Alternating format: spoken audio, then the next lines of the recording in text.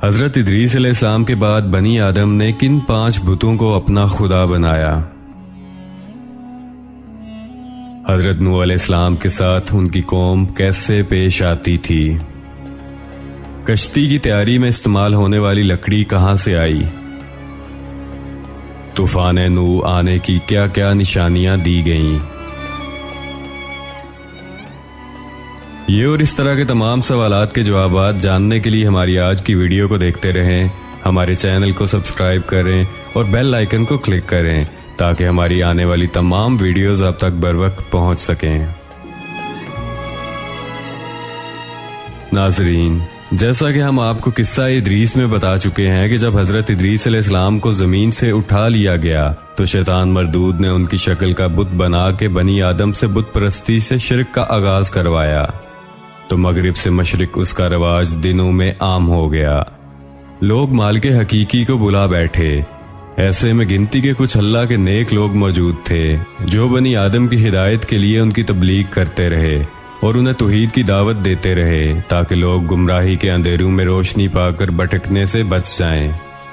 ان کی دعوت تبلیغ سے اللہ تعالیٰ کے نام لیوا لوگ موجود تھے، لیکن ایک وقت وہ بھی آیا جب وہ اللہ کے نیک بندے ایک ایک کر کے اس دنیا سے رخصت ہوئے، تو شیطان مردود جو کہ پہلے سے ہی موقع کی تلاش میں بیٹھا تھا اپنا اگلا وار کرنے آ پہنچا۔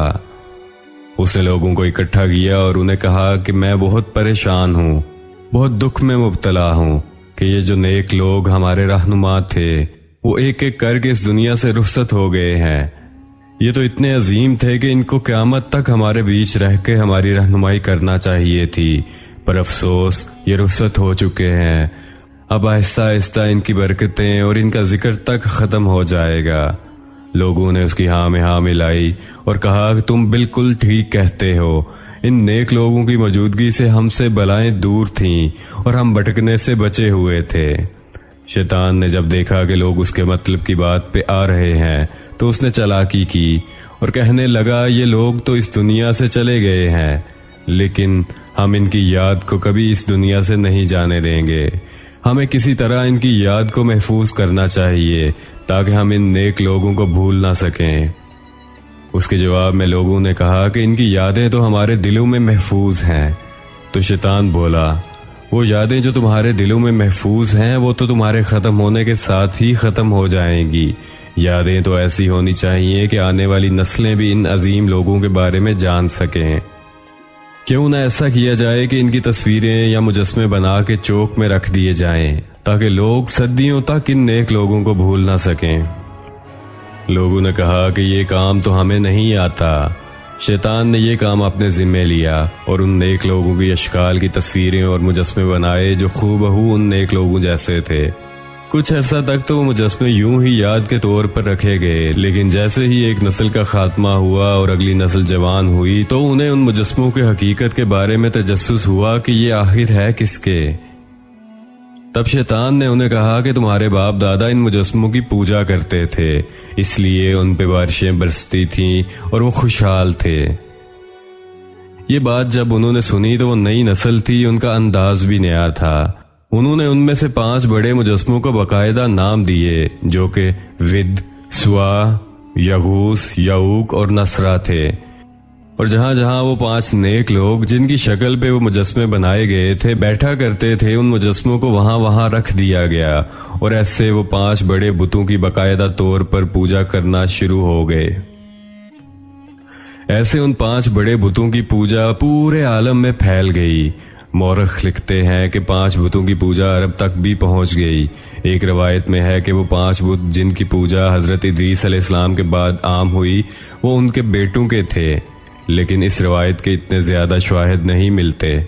خیر، ان 5 بتوں کی پوجا کا ایسا کوہرام مچا کہ اللہ کا نام لیوا اس روئے زمین پر کوئی نہ تھا۔ تب اللہ تعالیٰ نے حضرت نوح علیہ السلام کو اپنا رسول بنا کے بھیجا تاکہ وہ شیطان کے پھیلائے ہوئے فتنہ کو ختم کر کے لوگوں کو ایک اللہ کی عبادت کی طرف بلائیں اور انہیں پتھر سے بنے بتوں کو رب ماننے کے بجائے رب حقیقی کی پہچان کروائیں۔ حضرت نوح علیہ السلام کا پیدائشی نام یشکر تھا۔ آپ کے والد کا نام لامک تھا۔ حدیث نبوی سے روایت ہے کہ حضرت آدم علیہ السلام کی وفات اور حضرت نوح علیہ السلام کی پیدائش میں 10 قرن کا فاصلہ ہے۔ بعض نے ایک کرن کو 100 سال کے برابر کہا، بعض نے کہا کہ لوگوں کے ایک گروہ کا ایک زمانہ ایک کرن کے برابر ہے، اور اگر کرن سے مراد لوگوں کے زمانے کا ایک گروہ لیا جائے جیسا کہ قرآن پاک میں ہے۔ اور ہم نے نوح کے بعد بہت سی امتوں کو ہلاک کر ڈالا۔ مورخ یہ بھی لکھتے ہیں کہ حضرت نوح علیہ السلام اور ان سے پہلے زمانوں کے لوگ لمبی لمبی عمریں پاتے تھے اور لمبا عرصہ زندہ رہتے تھے۔ اس حساب سے دیکھا جائے تو حضرت آدم اور حضرت نوح علیہ السلام کے درمیان ہزاروں سال کا فاصلہ ہوگا۔ مختصر طور پر بات یہ ہے کہ جب روئے زمین پر بتوں کی عبادت کو عروج ملا اور مالک حقیقی کی پہچان لوگوں کو نہ رہی، اس سے لوگ گمراہی اور کفر میں مبتلا ہو گئے، تو اللہ تعالیٰ نے بنی آدم پر رحمت فرمائی اور حضرت نوح علیہ السلام کو اپنا پہلا رسول بنا کر بھیجا۔ اللہ تعالیٰ نے حضرت نوح علیہ السلام، آپ کی قوم اور کفر کرنے والوں پر طوفان کی صورت میں عذاب نازل کرنے، اور پھر نوح علیہ السلام اور کشتی والوں کو کیسے نجات ملی، ان تمام حالات و واقعات کو قرآن پاک کی مختلف صورتوں میں بیان کیا ہے، جن میں سورہ الاعراف، سورہ الیونس، سورہ الہود، سورہ الانبیاء، سورہ المومنین ہے۔ اس کے علاوہ حضرت نوح علیہ السلام کے بارے میں ایک پوری سورہ قرآن پاک میں موجود ہے۔ سورہ الاعراف میں اللہ تعالیٰ نے فرمایا، ہم نے نوح کو ان کی قوم کی طرف بھیجا تو انہوں نے ان سے کہا کہ اے میری برادری کے لوگوں، خدا کی عبادت کرو، اس کے سوا تمہارا کوئی معبود نہیں ہے، مجھے تمہارے بارے میں بڑے دن کے عذاب کا ڈر ہے۔ تو جو ان کی قوم کے سردار تھے کہنے لگے کہ ہم تمہیں صریح گمراہی میں پاتے ہیں۔ نوح نے کہا کہ اے قوم، مجھ میں کسی طرح کی گمراہی نہیں ہے، بلکہ میں تو پروردگار عالم کی طرف سے آیا ہوں، تمہیں اپنے رب کا پیغام پہنچاتا ہوں اور تمہاری خیر خواہی کرتا ہوں۔ حضرت ادریس علیہ السلام کے بعد بنی آدم کی ہدایت کے لیے اللہ تعالیٰ نے آپ کو چنا۔ جب آپ پہ نبوت کی ذمہ داری عائد ہوئی تو تب آپ کی عمر 40 سال تھی۔ ایک روایت میں ہے کہ 350 سال تھی، ایک اور روایت کے مطابق آپ کی عمر تب 480 سال تھی، اور آپ نے پیغام توحید 950 سال تک دیا۔ آپ کو آدم ثانی کہا جاتا ہے کیونکہ حضرت آدم علیہ السلام کی آل اولاد طوفان نوح میں ختم ہو گئی تھی۔ ان کے بعد سے اب قیامت تک جتنے بھی لوگ اس دنیا میں آئیں گے وہ حضرت نوح علیہ السلام کی اولاد سے ہیں۔ آپ نے اپنی قوم کو راہ حق پر لانے کے لیے دن رات ایک کیا، لیکن اس کا آپ کی قوم پر کوئی اثر نہ ہوا، بلکہ کہا جاتا ہے کہ آپ کی قوم آپ کا مذاق بناتی، آپ کو دیوانہ کہتے۔ ان کی قوم کے بزرگ اپنی اولاد کو حضرت نوح علیہ السلام کے سامنے لا کر کھڑا کرتے اور انہیں کہتے کہ یہ شخص پاگل ہے، تم کبھی اس کی باتوں میں نہ آنا۔ کہا جاتا ہے کہ آپ ایک پہاڑ پر چڑھ جاتے اور اونچی آواز میں اللہ تعالیٰ کا پیغام لوگوں تک پہنچاتے، تو لوگ اپنے کانوں میں انگلیاں ٹھونس لیتے، بعض اپنے منہ ڈھانپ لیتے۔ مختصر یہ کہ انہوں نے کبھی آپ کی بات نہ سنی، بلکہ آپ پہ بے شمار تشدد کیے گئے۔ آپ نے 950 سال اپنی قوم کی تبلیغ کی، لیکن اس پوری مدت میں آپ کے پیروکاروں کی تعداد بہت کم تھی۔ آپ کے پیروکاروں میں زیادہ تر غریب، مسکین اور وہ لوگ تھے جن کی معاشرے میں کوئی جگہ نہ تھی۔ ایک دفعہ آپ کی قوم کے کچھ امراء آپ کے پاس آئے اور کہنے لگے کہ ہم آپ کی بات ماننے کو تیار ہیں، لیکن اس شرط پر کہ تم ان لوگوں کو خود سے دور کرو جنہیں ہم اپنے پاس بٹھانا پسند نہیں کرتے۔ تو حضرت نوح علیہ السلام نے جواب دیا کہ یہ وہ لوگ ہیں جن کو اللہ تعالیٰ نے چنا ہے اور ایمان کی دولت سے مالا مال کیا ہے، میں انہیں خود سے دور نہیں کروں گا۔ یہ سن کے وہ امراء وہاں سے چلے گئے۔ حضرت نوح علیہ السلام نے اپنی قوم کو سمجھانے اور اللہ تعالیٰ کا پیغام دینے کی ہر ممکن کوشش کی، لیکن وہ لوگ اپنی گمراہی اور ان 5 بتوں کو نہ چھوڑنے پہ باضد رہے۔ ان 5 بتوں کا ذکر قرآن پاک میں سورہ نوح میں کچھ ایسے آیا ہے، اور انہوں نے کہا کہ اپنے معبودوں کو نہ چھوڑو، اور نہ ہی ود، سوا، یغوث، یعوق اور نصرہ کو چھوڑو۔ حضرت نوح کی قوم کے سرداروں نے آپ کو کہا کہ اے نوح، تیری پیروی گھٹیا اور کم عقل لوگ کرتے ہیں، تمہیں ہم پہ کوئی برتری حاصل نہیں ہے، بلکہ ہم تمہیں جھوٹا خیال کرتے ہیں۔ انہوں نے انسان کے رسول ہونے پہ تعجب کیا اور آپ پر ایمان لانے والوں کو حقارت کی نظر سے دیکھا، جبکہ حقیقت میں وہ عقل مند، عاجز اور ادب و احترام سے پیش آنے والے لوگ تھے۔ آپ نے اپنی قوم سے کہا کہ اے میری قوم، دیکھ لو، اگر میں اپنے پروردگار کی طرف سے واضح دلیل رکھتا ہوں اور اس نے مجھے اپنے ہاتھ سے رحمت بخشی ہے جس کی حقیقت تم سے پوشیدہ رکھی گئی ہے، میں تم سے نصیحت کے بدلے میں مال و زر کا خواہش مند نہیں ہوں، میرا صلہ تو خدا کے ذمے ہے، اور جو لوگ ایمان لائے ہیں ان کو نکالنے والا بھی نہیں ہوں، وہ تو اپنے پروردگار سے ملنے والے ہیں، لیکن میں سمجھتا ہوں کہ تم لوگ نادانی کر رہے ہو، اگر تم راہ خدا پہ نہ آئے تو تم پہ عذاب نازل ہوگا، پھر اسے روکنے والا یا تمہیں بچانے والا کوئی نہیں ہوگا۔ قوم کے سرداروں نے کہا کہ اے نوح، تو نے ہمیں بہت نصیحت کر لی اور ہمیں ڈرا بھی لیا، لیکن اگر تم سچے ہو تو جس چیز سے ہمیں ڈراتے ہو وہ ہم پہ نازل کرو۔ نوح علیہ السلام نے کہا کہ اس کو تو خدا جب چاہے گا نازل کرے گا اور تم اس کو کسی طرح ہرا نہیں سکتے، اور اگر میں چاہوں کہ میں تمہاری خیر خواہی کروں اور وہ تمہیں گمراہ کرے تو میری خیر خواہی تمہیں کچھ نفع نہیں دے گی، وہی تمہارا پروردگار ہے اور تمہیں اسی کی طرف لوٹ کے جانا ہے۔ پھر آپ پر وحی نازل ہوئی اور فرمایا گیا، جن لوگوں نے آپ پر ایمان لانا تھا وہ لا چکے، اب کوئی بھی ایمان نہیں لائے گا، جو کام یہ کر رہے ہیں ان کی وجہ سے تم غم نہ کرو۔